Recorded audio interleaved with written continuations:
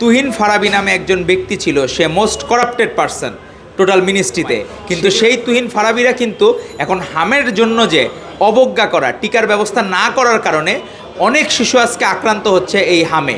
অন্তর্বর্তীকালীন সরকার যে স্বাস্থ্য উপদেষ্টা রেখেছিলেন, সেই উপদেষ্টা গুড ফর নাথিং ছিলেন। একটা শিশু অঙ্কুরে প্রস্ফুটিত হওয়ার আগে তার জীবন বিলীন হয়ে যাচ্ছে।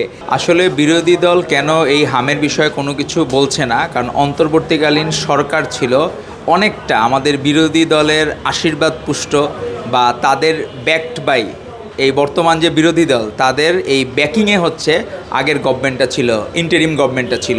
আগের যে স্বাস্থ্য উপদেষ্টা ছিল, উনি যে আচরণগুলা করেছেন ওই সময়, যেভাবে ধরাকে সরাজ্ঞান করা এবং 24-এর গণ অভ্যুত্থানের পরবর্তী সময় তার মন্ত্রণালয়ে তুহিন ফারাবী নামে একজন ব্যক্তি ছিল, সে মোস্ট করাপ্টেড পারসন টোটাল মিনিস্ট্রিতে। সে কিন্তু মেডিকেল সায়েন্সেরও কোনো স্টুডেন্ট না, কোনো কিছুই না। সে সকল কিছুতে মাথাচাড়া দিয়ে উঠেছে, ফুলে ফেপে উঠেছে, আঙ্গুল ফুলে কলা গাছ হয়ে গেছে ওই সময় অন্তর্বর্তীকালীন সরকারের সময়। কিন্তু সেই তুহিন ফারাবীরা কিন্তু এখন হামের জন্য যে অবজ্ঞা করা, টিকার ব্যবস্থা না করার কারণে অনেক শিশু আজকে আক্রান্ত হচ্ছে এই হামে, মিজেলসে। অবশ্য সারা বিশ্বে এটা প্রাদুর্ভাব আছে, কিন্তু বাংলাদেশে হলে এটা মহামারী আকার ধারণ করবে। অনেক শিশু মারা গেছে। একটা শিশু অঙ্কুরে প্রস্ফুটিত হওয়ার আগে তার জীবন বিলীন হয়ে যাচ্ছে। 6 মাসের পরেও হাম হওয়া শুরু করেছে, মিজেলস হওয়া শুরু করেছে। তো সেই হাম বা মিজেলস হওয়ার কারণে তো তাদের যে বাচ্চাদের যে কষ্টগুলা, বিভিন্ন জায়গায় সে সাপোর্টও নাই ইনফেকশাস ডিজিজের জন্য। তো আমাদের সকলকে সচেতন থাকতে হবে। হাম খুব কন্টাজিয়াস ডিজিজ। এইটা যদি কেউ থুতু ফালায়, কাশির মাধ্যমে ছড়ায়, সেই থুতুর মাধ্যমে ছড়ায়, একজন বাচ্চার কাশি থেকে 18 জনকে ছড়াইতে পারে। আর শুধুমাত্র কিন্তু বাচ্চাদের মিজেলস হয় তা কিন্তু না, বড়দেরও মিজেলস হইতে পারে।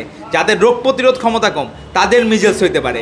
তো আমাদের সকলকে সতর্ক থাকতে হবে। যার কাশি বা ঠান্ডা আছে সে অবশ্যই মাস্ক ইউজ করবে।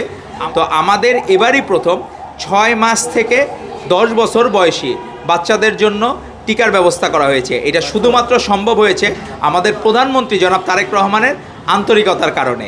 অন্তর্বর্তীকালীন সরকার যে স্বাস্থ্য উপদেষ্টা রেখেছিলেন, সেই উপদেষ্টা গুড ফর নাথিং ছিলেন।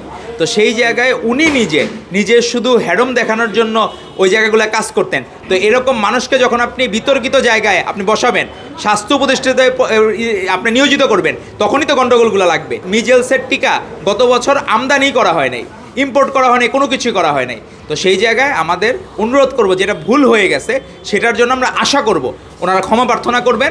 আর বাংলাদেশকে এখন সুন্দর বাংলাদেশ উপহার দেওয়ার জন্য সকলের সহযোগিতা দরকার। হাম নিয়ে আমরা বিরোধী দলেরও সহযোগিতা কামনা করি। আমাদের নেতা জনাব তারেক রহমান সকলকে সাথে নিয়ে এগিয়ে যাবেন ইনশাল্লাহ। আর আমরা হামমুক্ত বাংলাদেশ গঠন করতে পারবো ইনশাল্লাহ। ধন্যবাদ। দেশে দেশে সবার সাথে দ্য নিউজ।